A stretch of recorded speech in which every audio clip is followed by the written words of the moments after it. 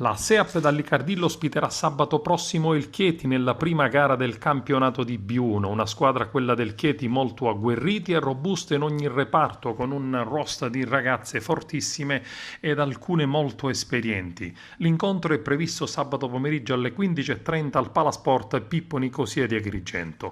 E ieri, in una conferenza stampa, il presidente Nino Di Giacomo, il coach Luca Secchi e il capitano Melissa Donà hanno parlato della squadra e naturalmente dell'impegno importante di sabato.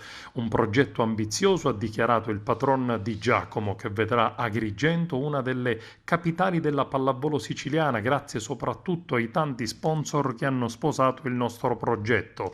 Anche il coach Luca Secchi e il capitano hanno parlato dell'ottima forma della squadra, che si allena ogni giorno, certa del buon risultato di sabato. Aspettiamo di vedere il nostro grande pubblico e soprattutto i nostri tifosi della squadra, fondamentali per dare entusiasmo al team.